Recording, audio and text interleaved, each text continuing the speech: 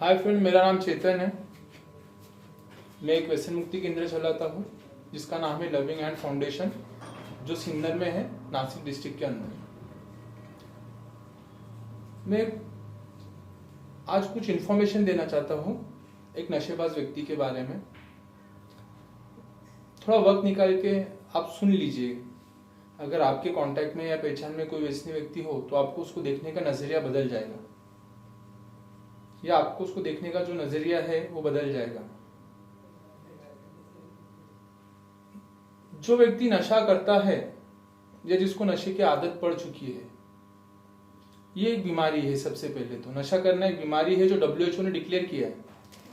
WHO ने declare किया है कि नशा करना एक बीमारी है, जैसी और बीमारी होती है। और ये बीमारी नशेबाज व्यक्ति को 3 जगह काम करती है एक साथ। जैसे कि उसके शरीर पर काम करती है, उसके दिमाग पर काम करती है और उसकी आदतों पर काम करती है। जैसे हमने दूसरी बीमारियां सुनी है, जैसे कि टाइफाइड है, TB है।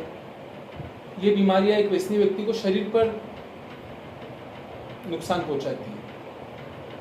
और शरीर का हम फिजिकली किसी डॉक्टर के पास जाते हैं, उसके ट्रीटमेंट लेते हैं और उस बीमारी में से निकल सकते हैं। पर नशे की बीमारी के बारे में ऐसा नहीं होता है। नशे की बीमारी में नशेबाज व्यक्ति को उसका शरीर, दिमाग और उसकी आदतें 3 जगह पर काम करना पड़ता है। शरीर का इलाज तो हम कर लेके डॉक्टर के पास, बॉडी डिटॉक्स हो जाती है, 7 दिन में डिटॉक्स हो जाता है बॉडी का। तो शरीर में से डिटॉक्स हो गया तो शरीर की समस्या निकल जाती है। शरीर की क्या समस्या होती है नशेबाज व्यक्ति को? जैसे कि उसको फिजिकली क्रेविंग आती है, फिजिकली ऑब्सेशन आता है, खिंचाव, उसको खिंचाव बोलते हैं। उसको कुछ लोग तलब भी बोलते हैं, उसको शारीरिक तलब बोलते हैं। जैसे कि एक नशेबाज व्यक्ति में पाया जाता है, उसको शारीरिक तलब बहुत खतरनाक तौर पर होती है। उसकी फिजिकली, उसकी बॉडी की डिमांड बहुत हेवी होती है नशे के प्रति। अक्सर नशेबाज व्यक्ति रात को कितने भी बजे उठो, वो नशा करने चला जाता है। सुबह जब उसकी नींद खुलती है तब वो व्यक्ति नशा करने चला जाता है, क्योंकि उसकी बॉडी मांग रही है उसको। वो मजबूर हो चुका है, नशे उसकी बॉडी के सामने वो मजबूर हो चुका है। तो अगर हम शरीर का इलाज करते हैं, डिटॉक्स कर लेते हैं, तो उसके बाद भी बीमारी काम करती है। जैसे कि दिमाग, शरीर के खिंचाव के साथ साथ इस बीमारी में या नशे के अंदर मानसिक खिंचाव भी होता है। मेंटली ऑब्सेशन बोला जाता है जिसको। मानसिक खिंचाव बहुत खतरनाक होता है। अगर वो व्यक्ति कुछ दिन, देखो अक्सर पाया जाता है एक नशेबाज व्यक्ति कुछ दिनों के लिए नशा छोड़ता है, फिर वो दोबारा चालू होता है, क्योंकि उसका मेंटली ऑब्सेशन, जो उसका दिमागी खिंचाव होता है, मानसिक आकर्षण, वो काम करता है नशे के प्रति। अक्सर जब वो व्यक्ति अकेला बैठा होता है तो वो विचारों में चला जाता है, और जहाँ पर उसको नशे के थॉट्स घेर लेते हैं, नशे के विचार आते हैं,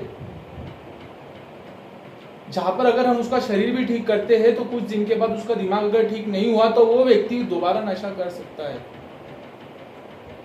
तो इसके लिए उसको मेंटली स्टेबल रखने के लिए काउंसलिंग बहुत जरूरी होती है, जो डेली करना पड़ता है।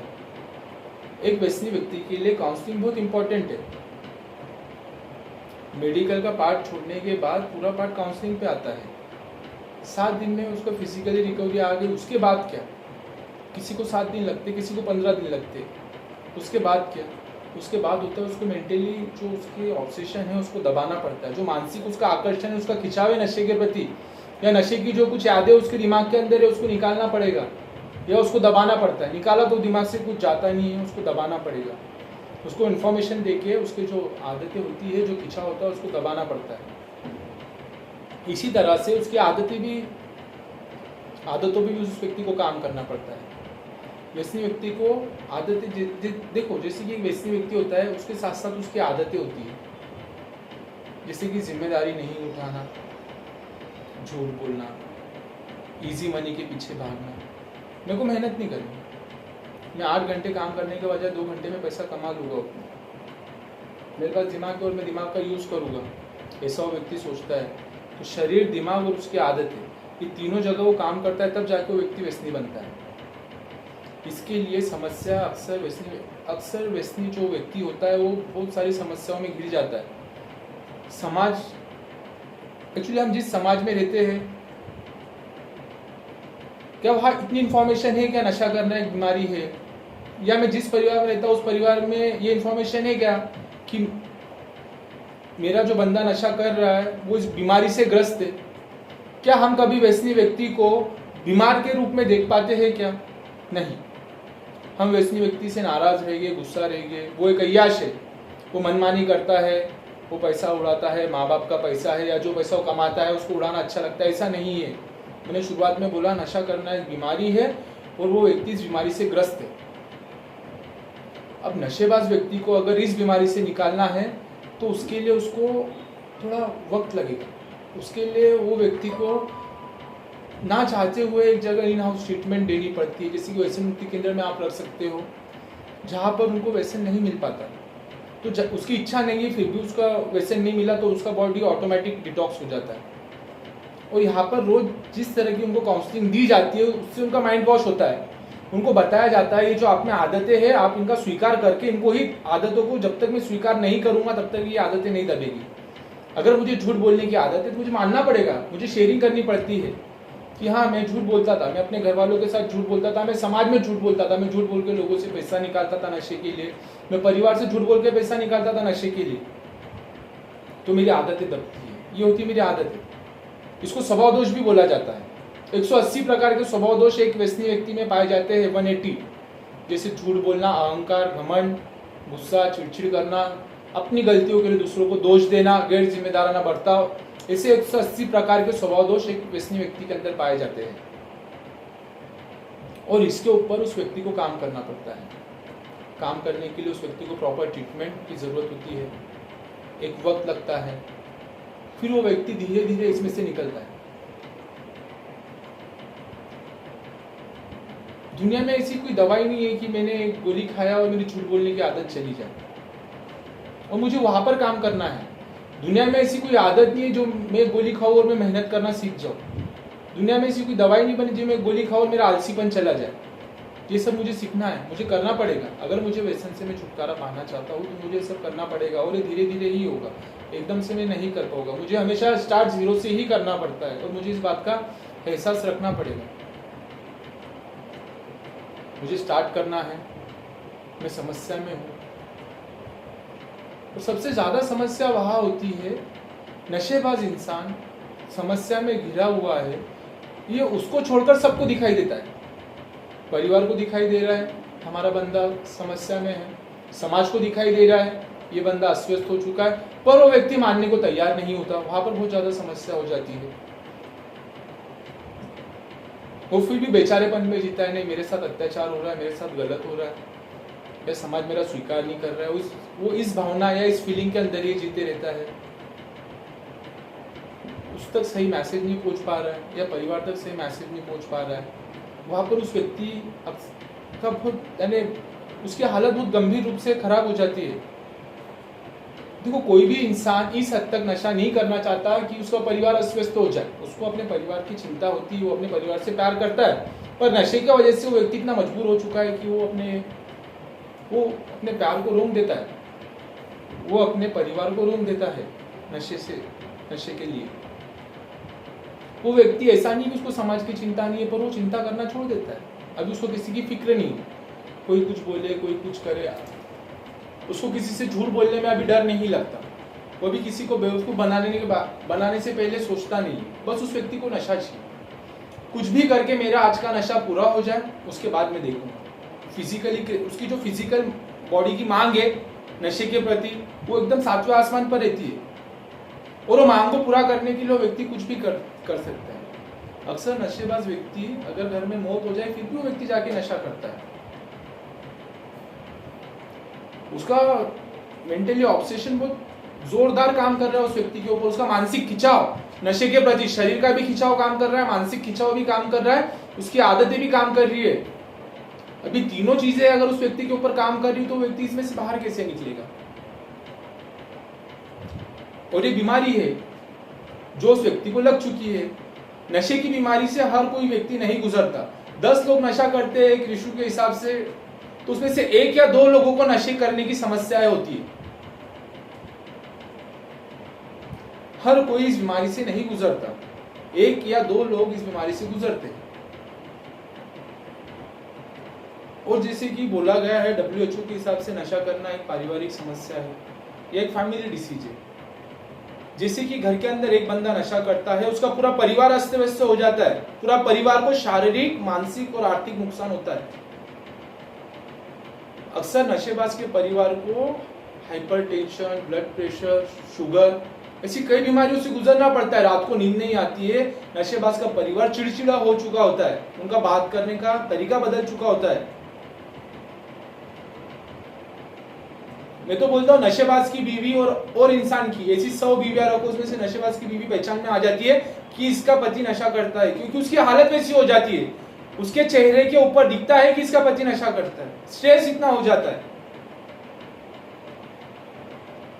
तो ये बीमारी इस रूप से और काम करती है एक व्यक्ति के ऊपर। तो इस बीमारी से निकलने के लिए नशेबाज व्यक्ति को कभी 3 महीने लगते, कभी 6 महीने लगते, कभी 1 साल भी लग सकता है। समस्या वहां होती है, नशा छोड़ना समस्या नहीं है। एक बात मेरी आप लोग सुनो, नशा छोड़ना समस्या नहीं है। समस्या वहां होती है कि छूटा हुआ नशा दोबारा चालू ना हो, क्योंकि वैसे व्यक्ति कई बार नशा छोड़ चुका होता है, यहाँ आने से पहले भी लोग कई बार नशा छोड़ देते हैं। समस्या होती है कि उनका नशा दोबारा चालू होता है, क्योंकि उनको पता नहीं है उनको क्या करना है, उनको किस रास्ते के ऊपर जाना है। उनकी इच्छा है कि उनको चलना है, पर कहाँ चलना है ये उनको नहीं पता। कहाँ चलना है ये उन लोगों को नहीं पता होता है, तो वहां समस्या हो जाती है। वो बस निकल पड़ते रास्ते में, वो रास्ते से निकल पड़ते, फिर रास्ते में गड्ढे काटे, वो फिर उसमें गिर जाते, फिर वो व्यक्ति व्यसन कर लेता है। इसके लिए एक अनुभवी मार्गदर्शक की बहुत जरूरत होती है, जो उसको बताए मैं इस रास्ते से गुजर चुका हूं, अभी आपको इस रास्ते से जाना है, क्योंकि ये रास्ता आपके लिए सेफ है। आप जो इजी रास्ता चुनना चाहते हो, मैंने भी अपने लाइफ में रास्ता कई बार चुनने की कोशिश की है और उसका नतीजा मैंने भोगा है बहुत अच्छे से। तो आपको ये भुगतान ना करना पड़े, इसलिए आप इस रास्ते से जाओ, तब आप इस बीमारी में से निकल पाते हो। उनको बताना पड़ता है कि आपको बीमारी लगी है। मैं अपना ऑफिस का वक्त नशे में देता हूँ, अपने पढ़ाई का वक्त में नशे में देता हूँ, अपने परिवार का वक्त में नशे में दे रहा हूँ, अपने काम धंधे का वक्त में नशे में देता हूँ। यानी ये सब पहले वक्त में इन चीजों को देता था, अभी ये वक्त में नशे को दे रहा हूँ। तो यानी समस्या ये है, मुझे नशा दूर करना है, अपनी आदतें दूर करनी है, ताकि वापस मैं अपने रूटीन पर आ सकूं। और इसके लिए एक प्रॉपर तरीका होता है, जिससे मैंने आपको बताया, काउंसलिंग और शेयरिंग। उनको स्वीकार करना पड़ता है नशेबाज व्यक्ति को कि उसके अंदर ये कमियां हैं, ताकि वो जब बाहर समाज में जाए तो उनको वो कमियों से ना गुजरना पड़े। और जब व्यक्ति इन कमियों के ऊपर काम करता है तो इसमें से निकल जाता है। इसमें स्वीकार बहुत इंपॉर्टेंट होता है, अपनी गलतियों का स्वीकार। आप इसमें से निकल जाते हो। देखो, मैं एक्चुअली बस यही बताना चाहता हूँ, अगर समाज में कोई नशेबाज व्यक्ति है, अगर आप उन्हें जानते हो, पहचानते हो, तो उसके साथ नफरत मत करो। नशेबाज व्यक्ति के साथ नफरत मत करो, क्योंकि अगर किसी को बीमारी लगती है तो हम कभी उनसे नफरत नहीं करते, उनकी ट्रीटमेंट की जाती है। उसी तरह नशेबाज व्यक्ति को भी ट्रीटमेंट की ज़रूरत है। और हमको सबको मिलकर उनकी मदद करनी चाहिए। एक व्यक्ति व्यसन छोड़ता है तो उसके पीछे उसका पूरा परिवार खड़ा होता है, पूरा परिवार वापस एक अपनी जिंदगी जीता है। हम सिर्फ उस व्यक्ति को नहीं सुधारना चाहते, हम उसके पीछे उसके परिवार की भी चिंता हमको करनी पड़ेगी। तो हमको सबको मिलकर ये करना है। आज मैं बस ये बताना चाहता था कि ये एक बीमारी है जो इस तरह से काम करती है, पूरी WHO ने डिक्लेयर किया है। मुझे जैसे जैसे वक्त मिलेगा मैं थोड़ी थोड़ी इन्फॉर्मेशन देता रहूंगा। आज के लिए धन्यवाद।